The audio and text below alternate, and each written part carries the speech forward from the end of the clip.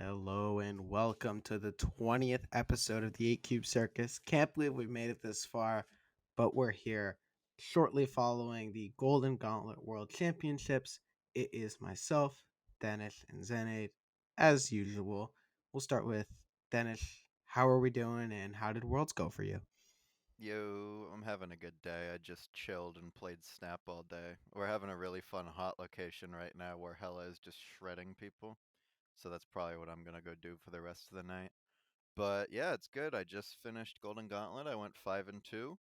I'm very happy with how I did. I played for 7 hours and I think I made two misplays the whole time.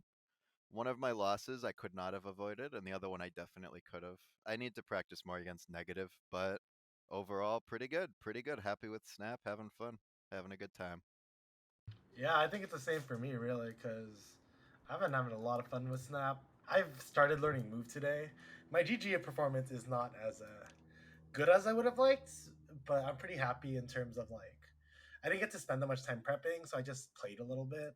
But I'm pretty happy on ladder. I think I'm finally gonna start taking the game more seriously and stop trolling. So we'll see where that lands me in the next few months or so.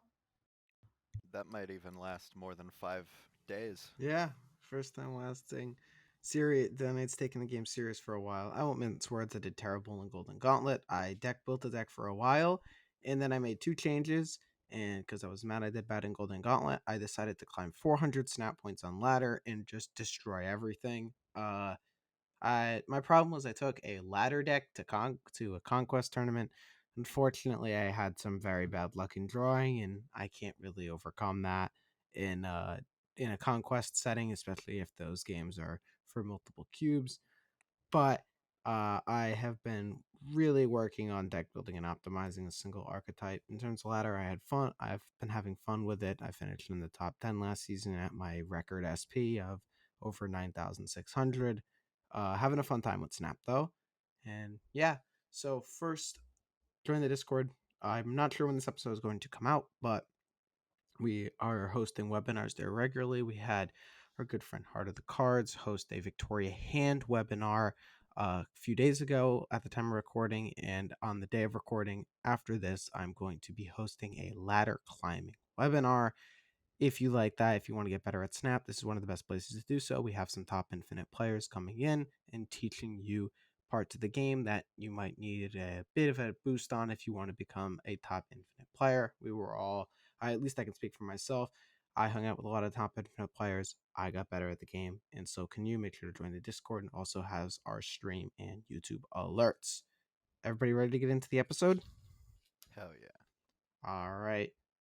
So not a lot of specific topics to talk about. I mean, what we expected to do well in Golden Gauntlet really did do well. A lot of tech based combo decks, stuff like Erisham, Cerebro. We knew Move was good, especially after they kind of banned its most popular and one of its most effective counters 6 hours before deck lists were due. Uh, Kind of a bit ridiculous there, but it needed to happen. I think the team did a very good job of handling it. However, just to review what's going on with Snap for you, how are you feeling about the game? What are your plans for the future? We'll start with you, Dennis. Yeah, I'll go after actually because I'm gonna go into something that I think can transition pretty nicely. So we'll start with Xenaid. Yeah, sure. I mean, I'll go, but I wanted to just ask. I know of the three of us, my skill level fluctuates the most. At least my perceivable one, right? It's knowing what the right plays are and actually making them are two very different things for me. And I feel like this review session, I think all of us will have different levels of insight, different levels of depth to it. I really think for me, I have the most review, and one of the biggest things playing Snap Ladder is probably just discipline. Yeah, I think Mm-hmm. for me and you, Denish, could probably work on discipline a little bit more, but also at some point it's a game and there's no stakes on ladder, so I don't know. It's always so hard to make the decision to be disciplined. I feel. Yeah, by discipline you mean like retreating in bad situations as well as like restraining like bluff snaps, right? I think no, discipline just means being optimal because it's so easy in Snap to see what happens for two, right, and then retreat later. and then like just be like, all right, like especially when it's early turns, like your hand isn't great, but it's like seeing what happens. It's easier with certain decks, like with Hela, it's easier to stay and wait. But like if you have other decks that are like draw dependent early, like Wiccan, Sauron, V Hand, etc., like you have to retreat earlier a lot of the times. But it's kind of hard sometimes to retreat on turn two, especially if you just want to play the game out. Yeah, I definitely feel that. An example would be like if I don't have Corvus and then get snapped on 3, I'll sometimes stay to try to pull the Jubilee, whereas you should probably just never stay there, especially if the opponent's snapping. But yeah, I feel that. I feel like it, for me at least, it happens a lot more when I know the person that I'm playing against, or like register them as, oh, it's low CL. Whereas I feel like, yeah, there's probably a good chance, especially in those low CL games, because of the way that the SP system on ladder works. I feel like, yeah, definitely being more trigger happy with the early retreats when the opponent snaps is something to look ahead to. Absolutely.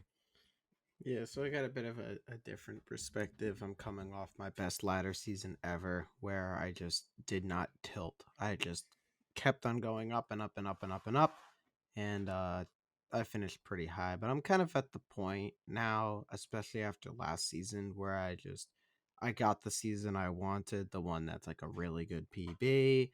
I just everything was running smoothly, where I kind of feel like I'm getting diminishing returns at this point from playing ladder so called like optimally.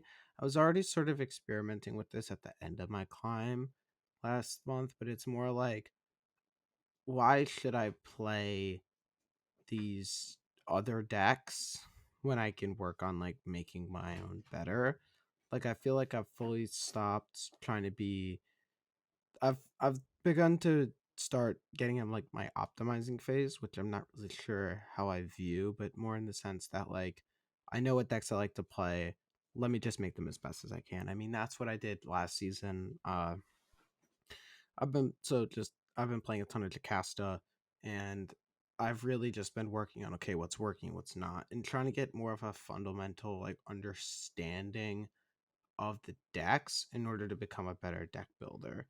Because I feel like that's the weakest part of my snap game. I mean, you guys always joke that I play 16 different versions of negative light. So trying to like expand that into more like, okay, how do I make this like a little less combo-y and a little more consistent is sort of what I'm trying to do. I mean, I have 5 cards that I think are amazing, and I think it's the best 5 card package in the entire game, at least in a ladder format. So I'm really just trying to optimize, make it consistent, sort of at the same time plan for new releases. Like I know Maverick is coming out, and that card looks really, really good. Kind of stuff like that. I like that. I'm of the opinion that once you start focusing on 1 or 2 decks and really optimizing them and getting into like the deck building part of it, that's like the easiest way to get the biggest like improvement at once. I'm obviously strongly pro one tricking. We've joked that you're a negative one trick, but to be honest, you've mostly kind of just played whatever for most of your snap. Like most of the time you've played snap, which is good. But I'm glad that you've finally found the Jocasta stuff and like the Omega Sentinel and all that, where it's almost like tying you down. Okay, I'm gonna figure out every single intricacy of the activate stuff and like almost optimize that. Zen, what do you think about like one tricking in general? I mean, I think there has to be like some things that just preserve your enjoyment of the game. Like I just like one tricking because it's fun. I think like picking up a new meta deck every like I guess some people find just fun in winning, but I like finding fun in like certain play styles, right? And I feel like Hmm. there's some like give or get. Like I think some people get like really tied up in their rank and such. So it's like, hey, like if you're playing a deck that isn't fun for you with cards that you don't have attachment to, you're gonna get that like burnout a lot better. And it's hard to just play to kind of improve and play to learn the game, right? It's Hmm. hard to remain objective if there isn't anything tying you down, I think. Yeah, I think even with the people that are like getting really high ranks, like let's look at the last 3 seasons for me. two of the last three previous seasons to this current one in November, I've finished in the top 10. And I've largely, those seasons, I've been just playing a few specific decks that I enjoy. Like in the first season, I played a lot of Hella Agatha because that was ridiculous. I played quite a bit of Morgan Le Fay, all that stuff. In this past season, I literally just, for the most part, I think probably 90% of my games were either on a Jocasta deck or Nimrod. Just stuff that I enjoy. I mean, even if you look at the players who aren't necessarily going for all this like optimization stuff, and they're looking for just decks that win. They're just looking for cards that like decks that win, that they care more about winning than they care about optimizing decks. They still have those decks that they enjoy and that they're just gonna play above the other decks because they think they're cool. That's kind of where I think most players land. Like even if you look at top ladder and the people that frequently appear there, Sizer plays move. Cougar plays either move or quite literally Timu slash budget negative, where he's just playing like anti venom gore stuff like that. Like people at the top, they do a lot of stuff, but even if they're just playing to win, they know what they like. Yeah, absolutely. I agree that I think it is important to make sure you're enjoying the thing that you're playing. But even then, I like, even if, yeah, obviously you should enjoy it, but more so, I think once you start enjoying it, that's the best way to really improve. That's what I was trying to say, at least. I think that you'll learn more from playing Jocasta for 4 months if you like Jocasta than you will from playing Invisible Woman and then Agatha and then basically a little bit of everything for like half a month. Yeah, I mean, I think the game of Marvel Snap's like very not optimized, so there's a lot to learn, and there's a lot more that like people don't think about, like where to place your cards. Like we think about it a lot, but it's like it needs to happen more. I think in general. Hmm. That is definitely something I've noticed. I've been coaching a lot of people on Hello over the past couple months, and the biggest thing is people don't realize why you want to put things on like the first 3 turns, other than like, oh, the location's good or the location's bad. Being able to almost see, because Marvel Snap only has 6 or 7 turns in a game. Realistically, it's 6 for 99% of them. And so being able to see just like 4 turns ahead into what you're planning on doing with your hand is just something that I don't think a lot of people focus on. And that's, yeah, absolutely. I will say another one that I've personally been focusing on. Once you get better at snapping, I almost feel like I'm trying to innovate snapping because I feel like I'm pretty good at getting good cubes out of my Hella deck, and I can snap it pretty effectively on ladder, and I'll usually climb when I'm trying. I think what I want to try to do more recently, or like in the future, in the recent future, is basically trying to squeeze the guaranteed victories from more cubes. So that's things like, oh, look, I already am going to win 2 cubes on this game because there's no way they ever win, and they're definitely leaving if I play Hella on 5. Maybe I'll start running the odds and playing the Hella on 6. Even though, sure, if that, like, let's say the Legion happens to land on the right, I lose. But, like, the stakes are just higher at that point. I don't know the exact math. I feel like there's almost certainly ways that I could be optimizing that, where I keep the opponent in the dark, which will almost bait cope stays. I agree with the snapping part. I mean, like, I've tried to be, as I climb ladder, I've actually tried to be a more aggressive snapper, and I've failed at it and I've succeeded at it. It's just when I am snapping now, I'm largely trying to snap. I used to be a 4 or 5 snapper. Now I'm like a 2 3 in terms of snapping. Like when I'm snapping Jocasta, for example, if I see sometimes I have my opening hand and it's just Herbie, Jocasta, Omega Sentinel, and Prodigy, and I'm just like instantly hitting the snap button. Like, but I also feel like it kind of is more giving stuff away, especially for the people who played me. For example, I was playing against Husky Puppies last night when he was on his stream. So I was running my activate deck, and Time Theater was the first location, and I could not stop quick enough because I got my second to cast it, so I just hit it instantly. And after he retreated, so I waited a minute, went into his stream to go say hi, and then he was like, "Did you get Jocasta off of Time Theater?" And I'm like, I snapped that game way too quickly because if Mm. I passed one, snapped on two, much more likely to stay because that doesn't indicate that I'm snapping on Time Theater. Whereas if somebody knows what I'm playing and they see that I snap on Time Theater turn one very quickly, they know it's like 90% chance I just got second Jocasta, and you just cannot beat that. Yeah, I think like it's a thing like with poker and such, like with the ranges and everything. I don't know what that is, but I know my range in the Marvel Snap community is like the widest range currently. Because I think it's funny whenever we get into like the high infinite communities, when people talk about my snapping. Because I think you guys being closer to me, like have some sort of perceived understanding of my snapping. I'd love to hear like what your thoughts on it are, because I know Kyle like always defends my snapping, and like a lot of players always defend my snapping. I think recently it's gotten like bad in terms of just like I just don't care anymore. Yeah. But when it's a little more tuned, it actually is very like sharp, I would say. You snap a turn before you do things. I think that's a pretty good way of putting it, in the sense that if your big play, your like game swinging play is four, but you already start to see it materialize on two, you'll snap it on two. Or if you see it start to materialize on three, you'll snap it on three. You snap on seeing the play, not on the play itself.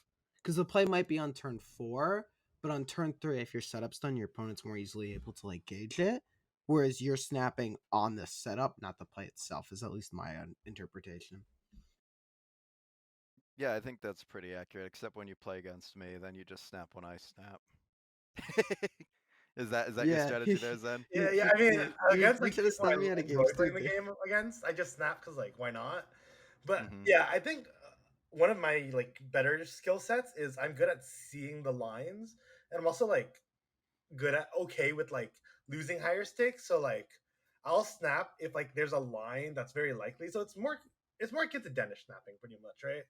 Like the Legion lines, certain locations are showing up. There's like more inevitability in this game because there's only 6 cards in your deck. But like if you can know your deck really well, like that's another benefit of one tricking, then it's really helpful. Mm-hmm. Yeah, being able to see like, oh, I have this line, I have 75% of the line. There's four ways I can draw into it. Like that's snappable basically.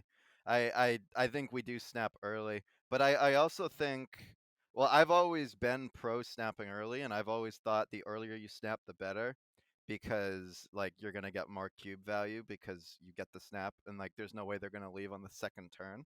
But yeah, definitely. I also agree with Smlz, and I'm trying to work towards that, where it's like, oh, look.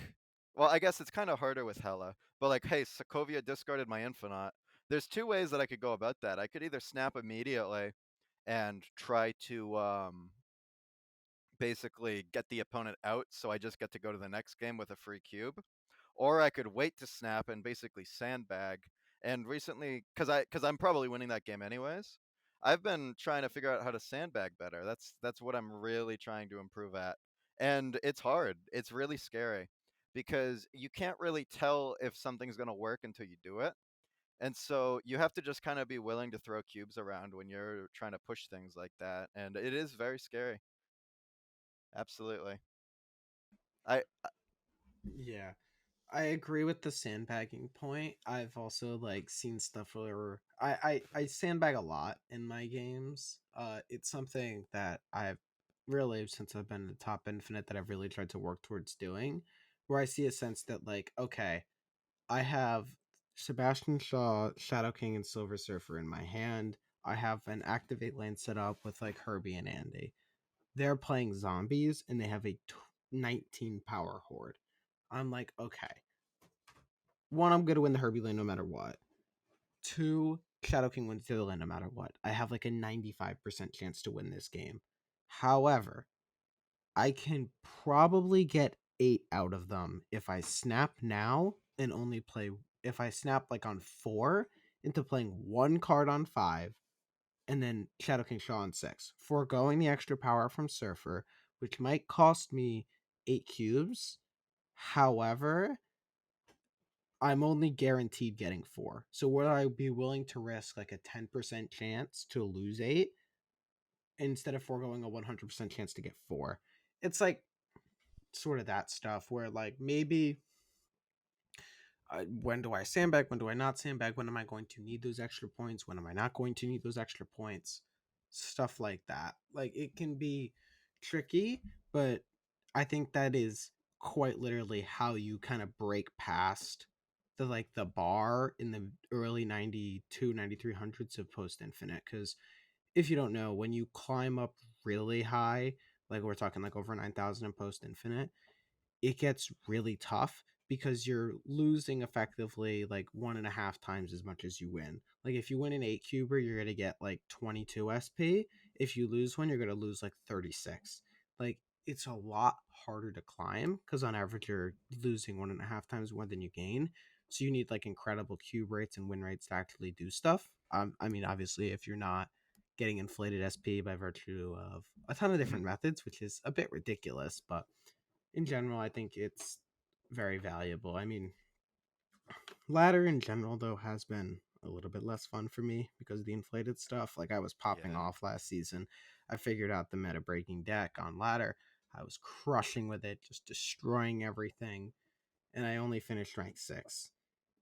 And Mhm. there were 2 people ahead of me that I know didn't have the inflations. It was Derek and Sizer. They're both again better, way better than me. Two of arguably the best player, both of them arguably the best player in the world right now. And then there was a returning player who was SP inflated. There was a new player who was SP inflated, and there was a new player who was SP inflated, all effectively getting at least double the cubes per win as I was. So for every 2 8 cubers I put out, it was only effectively 1, maybe more for them. And that just killed my motivation to like really push ranks. Like it sucks, especially as somebody who does grind ladder. Like I didn't play nearly as much as I have in some other like ladder grinding seasons. Like in terms of my season pass level, I was in the 80s. Normally on the other seasons when I really grinded ladder, I was over 100. But like, I think it just speaks to the fact that I just think that has to change. It's a motivation thing. It frustrates you and it just makes the leaderboards like not even matter. Like I go on a Pulse Glazer stream every Monday as well, and he used to do a video where he talked about the top 10 decks in Marvel Snap, be it from the top 10 players. So he would take the last top 10 on the Infinite Leaderboard. He'd get their decks and he'd show them off to everyone. Like these are the 10 decks from the top finishers. He stopped doing that because he told me like half of them were low CL. And it's just like they just weren't the best decks. And it's so hard to like track down these players because maybe one of them would have had a top 10 season, one of them wouldn't have. And it's just really complicated. And I think it's sort of the biggest issue with that high infinite community and why people are taking rank as a lot less important now. Because I mean, when I got into the top community, like it was largely because I was ranked high, and that was sort of a merit because I was known by a few people, but not by many. Nowadays, it's a lot harder to get into that community because there's no longer that like merit based way to get in. You now have to like know people. It's become more of a who knows who club as opposed to like a merit based one. Yeah, I do think it was already a good amount of a knows who club, but I will say motivation wise, I'm also completely shot by the low CL stuff. I think it's terrible. I really just want them to fix it. I definitely agree. That's the biggest motivation killer I think for most people. Yeah, I just want to see number go up. But actually, I don't care. I just want to see number go up or down. I just want to see number. So I get the motivation thing, but it's only if you're really pushing for like rank. If you're pushing for like an SP number, and I guess at the end of the day, most of us should just be pushing to improve. Right? I mean, that's the point of this episode. That's why we're doing webinars and such. I think, Yep. yeah, I think once we get better, once they fix it, then we'll kind of the ranks will settle in. Mhm. I speaking of them fixing it, I want to talk a little bit about the move situation. So for anyone who doesn't know, before Golden Gauntlet, there was an Ask the Team that asked Glenn basically, will you be looking at the results of Golden Gauntlet to see like nerfs and buffs and what needs to be changed? And basically they said probably not, because it's a mobile game. They're able to use the stats from ladder, which I mean, I get it. I get that. But another thing they said was if four or like between 4 and 8 of the top 16 or top 8 decks, I don't know what it was exactly, are the same thing, they might consider that. And then we had four, I believe it was four move decks in the top 16 of Golden Gauntlet. And so a bunch of people started reaching out and basically saying, hey, there's four of them. What are you going to do about it? And TLDR, he said, we're probably not going to change it. The numbers aren't that bad. I'm going to read off a statistic, though, real quick. And I want to know what you guys think about this. Give me one moment. This is the top cards from Golden Gauntlet that are basically it's top 10 performing cards when you remove mirror matches, and you want to get rid of the mirror matches because the mirror matches artificially lower the win rates of the popular cards. I assume I'm you gonna also read. mean like outliers also removed, like people who had the card in only one deck.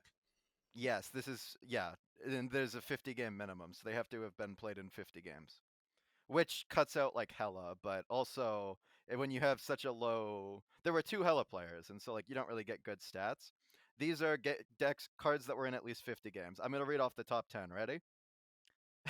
Spider Punk, Cloak, Heimdall, Sparky, Ghost Spider, Aranya, Madam Web, Hellion, Dagger, Human Torch. Why are they all move? Like, you'd think, like, surely there'd be, I don't know, a Mercury in there. Or, like, something. I don't know. Maybe there's something off with the stats, but I really don't see how move. Because, like, Spider Punk's win rate was 69.1%, and Torches was 62.7. And in a tournament like that, you're going to have win rates be relatively high because people drop after they lose. But like still, I don't know. I don't see why we aren't nerfing move. That's my other biggest qualm with the game right now. Yeah, I mean, I've seen some stuff from like lower ladder players and higher ladder players, and this seems very much to be a issue similar to old Loki. And I don't believe any of us were playing at the top of ladder at the time when old Loki was like in his reign of terror. But it's in a sense that okay, high elo says this is busted and broken, and it's the best thing to do by far. Low elo does not know that Human Torch is an instant win button. So basically, I think there's a bit of a disconnect, and over time, we'll start to see that correct and move get higher and higher rates before it eventually is probably going to get nerfed. I mean, it is broken in the long run. I think it will get nerfed. It's just a question of how long. I mean, it's also like there's no like res- there's no need to balance in their heads for like top ladder, and it feels kind of frustrating being the top ladder players in that regard because it's like, yeah, who cares how unbalanced things are up here? Whereas like I feel like they're every other game, like if if they're running tournaments, if there are other metrics, every other game has metrics where it's like, okay, like these are the kind of lowest bounds, these are the highest bounds, and there are things that are unacceptable if it happens in either range. Whereas I feel like Marvel Snap just treats it like, yeah, this is kind of our general data for everything, and you guys are all lumped into the same pool, and we kind of don't give a fuck. Yeah.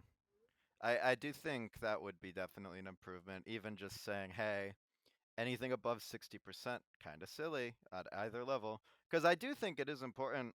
Because, like, the top players generally are going to be a lot harder to scare off by one deck being broken, unless it's the same deck for like 7 months. And then that's when people start leaving. Whereas, like, Loki, I don't think very many people quit over Loki because it was dealt with. It was dealt with eventually, and I feel like I didn't notice that many people like leaving because at the time I was kind of in the community. I was kind of in the underbelly of the community in the official Snap Discord VCs. But I mean, I would talk to people who were high ranked, and I knew some people. I was like top 500 at the time, which isn't great, especially. But I mean, it's not bad. And I mean, sure, I was playing hella into Loki, so like that's higher than I should have been. But I mean, it was the response to Loki is very different than the response to Move. I think people are just fed up with Move because like it's been a year and a half. It's been a really long time, especially on like EU ladder.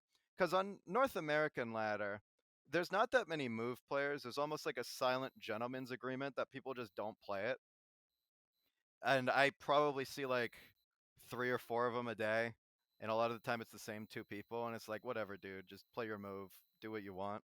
Whereas I can imagine it's almost like the North American Cerebro on EU ladder, where they've literally been playing against move players for like a year now. It's just got to be brutal. I mean, if you're looking back, last September, the second week, Madam Web was released. And since then, Move has needed a nerf. It's been over a year now. Loki, the other thing too is that Move did not get a nerf. And I'm saying nerf in quotation marks here because it did get nerfed in I think it was what right before Sparky released, where they swapped Human Torch and Vulture stat lines, and they made Vulture only get +3 from scaling. And Vulture, the card is now dead. Like nobody plays that card. And Human Torch, arguably, got better because he can't be killmongered.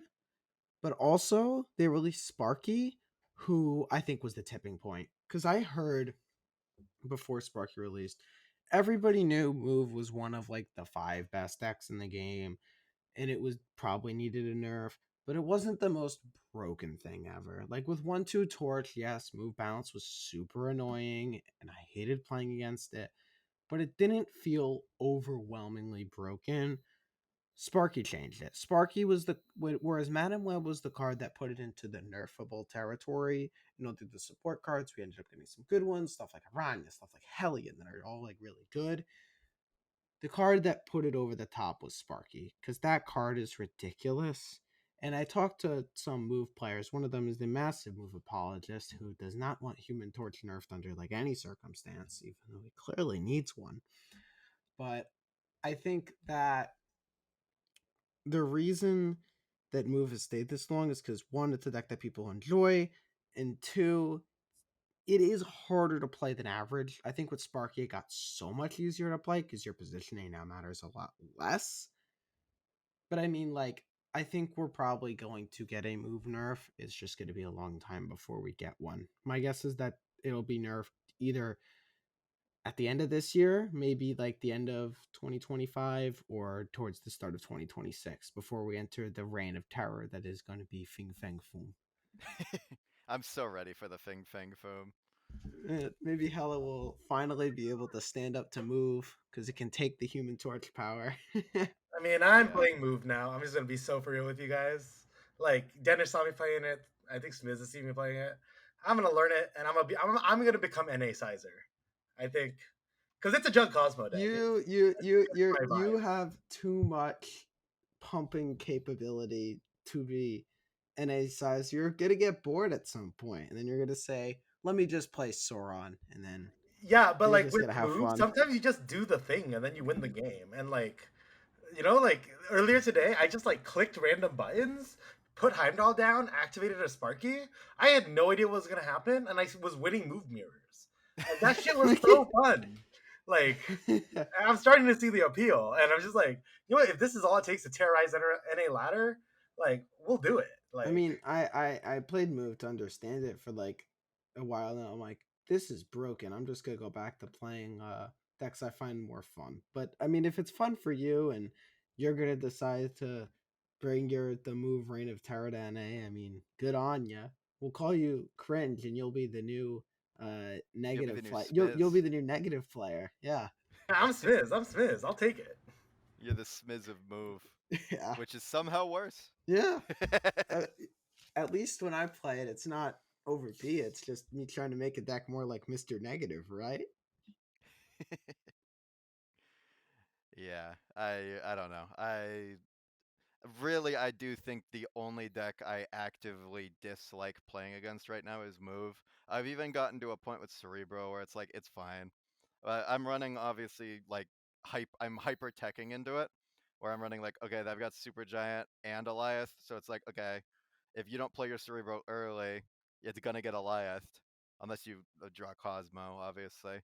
And I don't know. I've found peace with Cerebro, but every time I play against Move, it's like, okay, so I got Cosmoed, and then they moved the Cosmo, and I got Cosmoed again, and then they moved the Cosmo with Heimdall, and I read that they were gonna do that, but then they Sparkied it, and I got Cosmoed again. And so it's either I'm getting Cosmoed repeatedly, or their Torch is 96 power. It's yeah. Smz, you wanted to start talking about card eval? Yes. So I think this community is so negative on these upcoming cards that release. And it's like Mm-hmm. kind of a little bit crazy to me that people, every time they see a new card, they just think, oh, this is the worst card ever. This is going to be like Firehair 75.0. And I'm like, sometimes, yes, sometimes the card is overhyped, all that stuff. Like, I've been very negative on a few cards releasing, but in general, I think that people don't want to change their existing 12. Like, I think the best example of this is Spider Punk. I saw a wide range of opinions on Spider Punk. I saw people rate him as low as like a 3, 4 out of 10. And then I rated him as high as an 8 out of 10. And people did not like that I rated him an 8 out of 10. And they debate me. They're like, what decks are you saying it's an 8 out of 10 in? And then Spider Punk just got second at Golden Gauntlet Worlds in an Airshim deck, which only runs generic cards and is famously not really running many threes. Spider Punk made the cut as a 3 because he's a 3/7 that moves. I think people just forgot how to evaluate cards because we've gotten into this more combo meta. They're all thinking about, oh, how does this synergize with this perfect combo piece and all that stuff. It's not going to be good unless it synergizes with this one specific deck, and it's the 12th card in this deck. And people have forgotten that just like generally applicable cards can be pretty good, with a few exceptions, obviously, but I think people are sort of looking at the wrong metrics for them. Like, a lot of people were very high on Zombie Mr. Fantastic releasing last month, and I called out immediately that that card sucked. And I think I was proven right in the long run. And I think people are just looking at a lot of stuff wrong. So I think board space management is one thing people really fail to consider with these new cards. I learned my lesson here with Bastion, where I thought Bastion was good. I knew Bastion was going to be good, but I originally thought it was going to be both V-Hand and C3 instead of just C3. The reason why it's not really V-Hand is because V-Hand cares a little bit too much about board space management to be able to afford to run just a base 4-3. However, you've seen some ongoing lists that normally care less about board management because they're playing less cards, take real advantage of Bastion. So it's more something like that. So going back to Zombie Mr. Fantastic, I rated him low because I say this is a 2/8 that takes 2 board spots, and you need to fulfill a quite significant condition to get more than a 2/3 value out of him. And if you're playing or a 2/5 value out of him, and if you're playing a 2/5 that takes up 2 board slots and doesn't scale with buffs like Sinister, that's just not a good card. So I think people were way overestimating how much like the hypothetical power can matter as opposed to stuff like board space. But then you look at something like Spider Punk, he's movable. I think the text you can move this once instantly gives a card 3 points of power. So just baseline 3/3 that can move anywhere. It's like effectively just like a vanilla 3/6 to me, at least in terms of like in a vacuum card evaluation. That card's not that good, but then it steals the power. So I'm viewing this in like a space, and I'm like, this, although it isn't exactly 10 power like Starbrand is, this is just a better stat stick than Gladiator. And it can move. How is this card not good? And I think a lot of people really overlook that. They're just too tunnel visioned on stuff to forget to see wider appeal. I got asked what deck Spider Punk. I'm like, this guy's probably going to be in a ton of generic stuff. Like, I think he's going to find his way into Wiccan. He's obviously good in like the Stomper move deck. And also, he gives Affliction. A lot of Cerebros cut Cage. That's good. Just generic stuff like that. I think people are too low on cards and looking at them too narrowly. Cerebro cutting Cage is the funniest thing ever, because I don't believe it's correct in any deck that runs Cerebro to not run Cage. It's just wild to me. But yeah, I think the biggest thing is people keep forgetting how good movement is in this game. Like, obviously, move as an archetype is good, But even just like Rocket and Groot was good on release, Jeff was good on release, Spider Punk is now good on release, Nocturne was good on release. Every single time you have a card that moves, it's good, and it's like there's a pattern here. Obviously, the reason is because you don't have to worry about getting clogged. You don't have to like play perfectly because you can just adjust your plays. You can order things for like prodigy reasons. You can shift your power on the last turn. There's so many reasons that moving cards is good in this game. And I mean, yeah, people just keep forgetting, which I mean, it's just impressive. How does it keep happening? Well, I don't think it's people forgetting. I think it's second dinner actively like hiding it. Like they're just releasing overstated move cards all the time. No. Yeah, but then they release an overstated move card, and people are like, it's mid. No, it's good. It's not mid. Like, hey guys, Jeff is not gonna be Yeah, good. it's like some stuff has fallen by the wayside. Like, yeah, Jeff has fallen by the wayside. As soon as they make that guy a 2/4, he's going to be one of the most played 2 drops in the game again.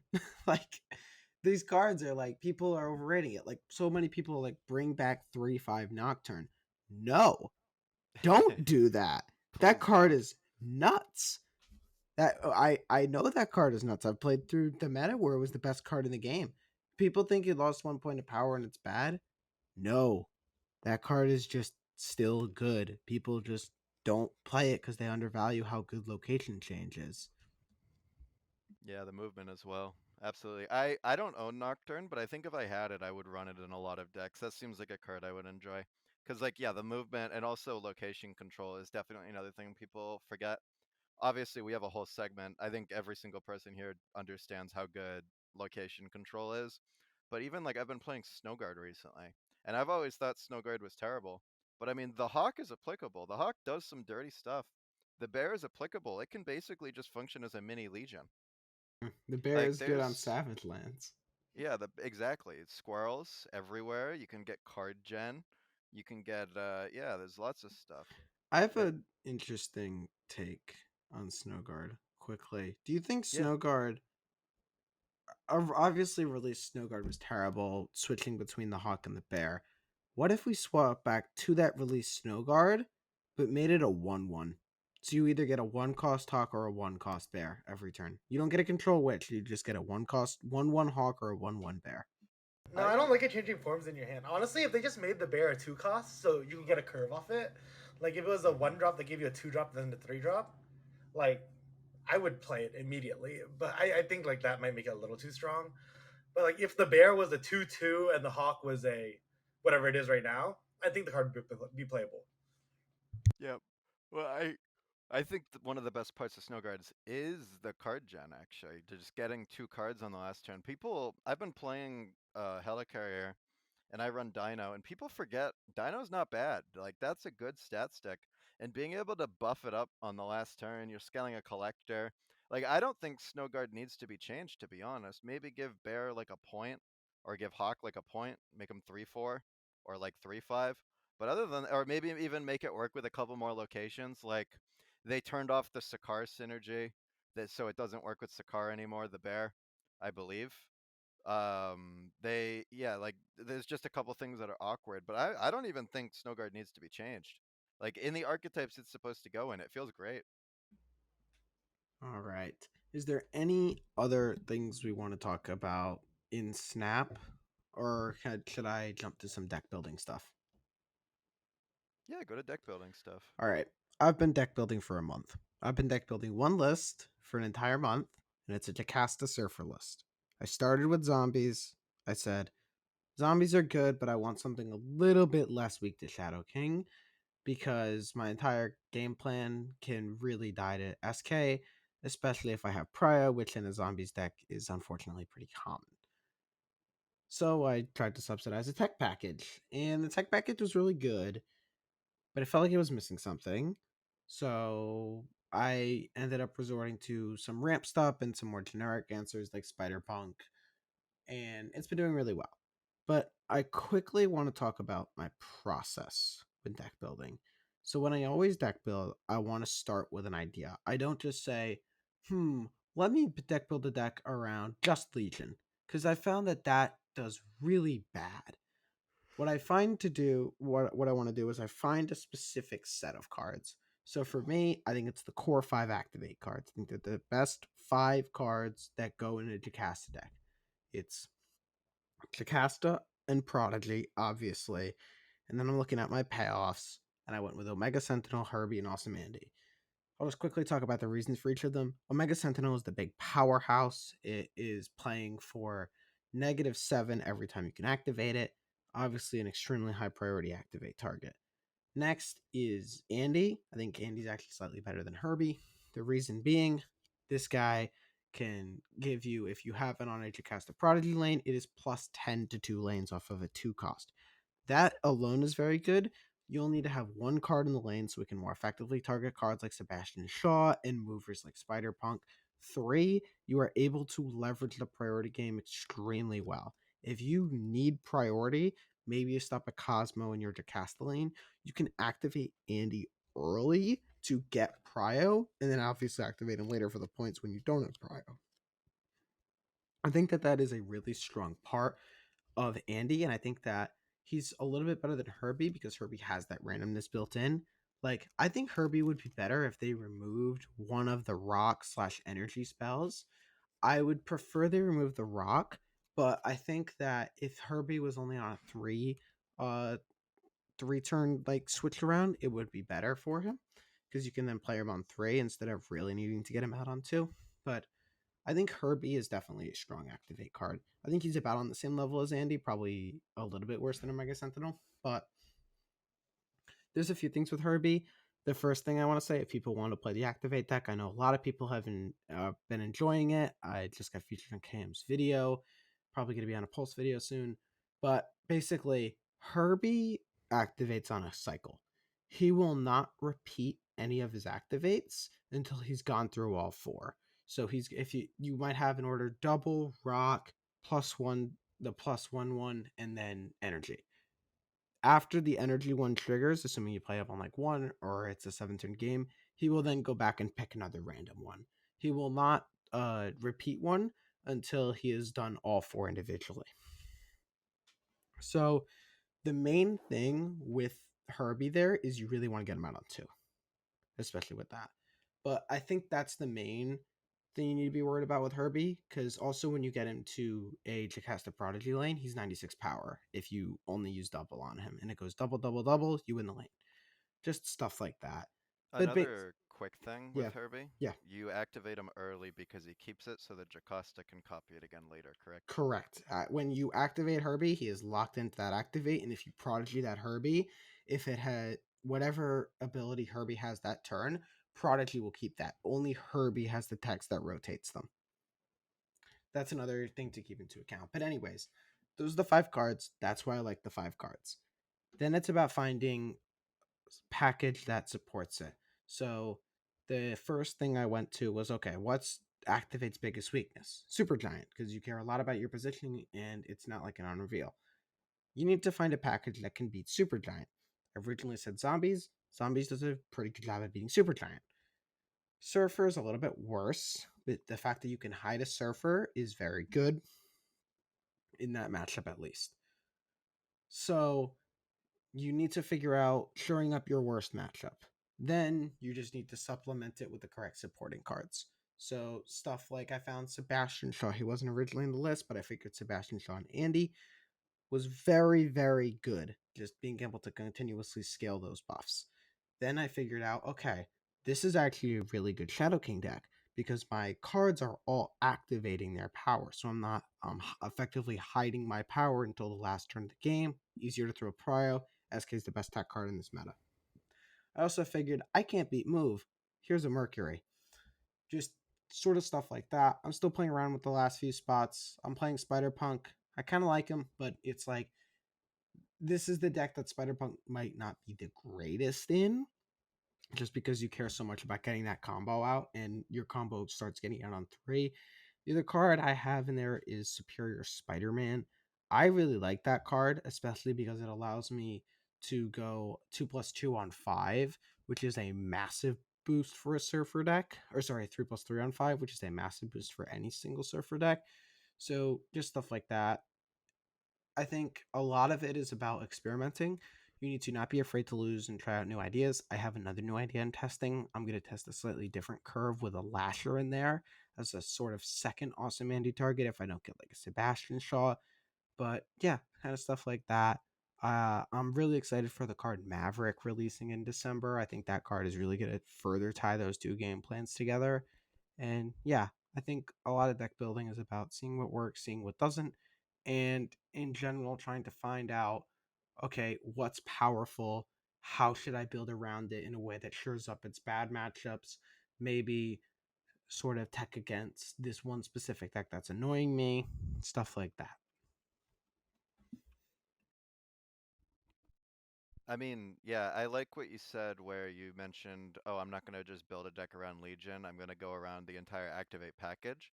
Because what that's doing is instead of saying, oh, if I don't draw Legion, I die, you now have like 5 cards where you just need to draw like 3 of them. And like that's way more consistent. And so while even things like Galactus, when you're focusing, when you don't have that package to focus on, but rather like a 1 card win condition like a Hela or a Galactus, I feel like the best way to go about it is almost introduce supplemental lines, which is very similar to finding a package. Things like, oh, I didn't draw Galactus, I'm playing Nimrod now. Or the deck that runs like Destroyer, Null, Ultron, Killmonger, Death. Or it's like, oh, I didn't draw Galactus, or I didn't Galactus correctly, or I don't want to Galactus this game. I have all these alt lines I can go for instead. I find that is more effective deck building wise than just saying, here's my one thing that I'm going to do. It's Galactus. I'm going to try to make it as consistent as possible. I think that that's the biggest pitfall that specifically the Bullseye players are falling into. I think that they are way too hyper focused on the actual Bullseye Dakin part of it. And if you don't, well, obviously that works to an extent because you do have Adam Warlock. But if the bottom 2 cards of your deck in that deck are Adam Warlock, Bullseye, or plus Dakin, you just end up leaving, and usually it's for 2 or 4, and so or 2. It's usually for 2. And I mean, obviously, there's decks that can function like that, even Mr. Negative, for example. But I think the biggest improvement even Mr. Negative as an archetype could make would be focusing less on Mr. Negative. If Negative could find more consistent ways to win other than drawing Negative that doesn't rely on magic, then that deck's going to be completely disgusting. I'm not going to do it because I don't want to play against it. But like there's a lot of definitely archetypes that don't have packages where yeah, I find the best thing to do would be find supplemental lines. Another good one is Smlz has been playing BP Zola, and the biggest alt line in that deck is Nimrod stuff, because Zola supplements Nimrod, It's and true. so it gives Yeah. you other outs. I want to talk a little bit about that deck, specifically the inclusion of Aranya, because I got asked why Aranya in the deck. And I think it's honestly the piece that made the deck over the top. When Hmm. you're playing a Zola deck, Aranya is incredibly good because what you obviously want to do is you want a Zola high power target. How do you get a high power target? You get it with Shuri. How do you get a card out of a Shuri lane to instead of make that Zola 50-50, make it 100% of the time, you Aranya it into an empty lane. That sounds good, but you also need something else to supplement Aranya. How about Phoenix Force? What that can do? That's a good card when you hit a multiple man with it, and you also get a free move off of it, so you're effectively getting like 8 multiple men if you get it on 4. I mean, like, using that, like having 2 justifications for a card as well as having it be a tempo play, it's pretty good. Yeah, I think recently in deck building, I've been trying to find the best points package for the best tech packages. Like I've been trying to find the best Cosmo Jug deck, which is honestly why I'm playing Move, because it's Cosmo Jug. You know, Cosmo Jug seems kind of good. And like when I was playing Morgan, it would be the same thing.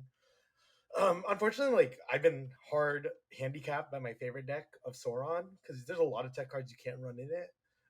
And you know, like Denish, same thing. Because I know Spiz, you're talking about the way like to mitigate your worst matchups, right? Like most people just slam in a Mercury, slam in a Cosmo. Like a lot of these tech cards are still kind of like decently statted. Unfortunately, like I can't generally afford to do that, so my like tech pool is very limited. But branching off, like I think I found like Madam Web Cosmo to be one of my favorite tech packages. In general, right? I think in the current meta, the best points packages are like mid range at least, not like comboist. Because I think most of you guys are like leaning towards combo right now. But I'm like generally like middling points package with enough tech to fend off. So I guess I'm the Kim best player here. But I've been liking the VN package. I like the like I want to find a mini Spider Punk package. I think would be nice to make. But honestly, every time I make a Spider Punk package, it's like better if you put Torch in it, and and then you just end up being move. The Sword package has been holding its own very well. The VN package has been holding its own very. The Zombies package has been holding its own very well. I think like the old Surfer Brood package has felt pretty bad, right? Um, but I think there's a few good Viv packages too that I'm trying to iron out right now. Like Viv Shaw Clea with Hope, I think, is a good 4 core. As oh yeah, there's obviously the flake packages and stuff. Those are generally bigger. I don't know if you consider that a package per se, but yeah, I want to figure out which one of these homes like can find the best place for like Cosmo Merc, etc. So not just get railed by move. It's interesting that you mentioned Surfer specifically because that's a card that a lot of people love. And the traditional ways of Surfer kind of died with Galacta. Whereas Galacta, you don't see like Galacta at all anymore because she's a +2 instead of a +3. And I can speak for myself at least. I have seen like no Surfer since that happened. So then I decided, okay, I want to see where Surfer's at. And the one time that I saw Surfer pop up was in the Iris list with the Doc and Bullseye stuff. So I'm like, okay, Surfer can no longer be its own deck, but it's still a powerful enough effect that you can still definitely place it in certain decks, which is where I said, like, okay, I'm already running to cast a Prodigy. Prodigy's good in Surfer, I know that. Let me try to bring it from the ground up. And I originally had Carter Brood in my deck, and then eventually I cut both Carter and Brood because they just weren't doing enough and stuff like that. Yeah, absolutely. Before we move on to the location of the week, I want to touch on one more thing, and I'm curious what you guys think. Deck building, my next adventure, other than like obviously Fing Fing Foom Hella, I'm gonna cut Hella from the Hella deck once we get Weapon H, all that stuff. But outside of Hella, I've been thinking Scream is probably the next best ramp deck that doesn't exist yet. Because if you think about the curve, you've got a lot of good fives, you've got some good threes that are good on the last turn, you have a good thing to play early, a couple good things. And I've found that yes, Scream, and also it's a good Legion deck.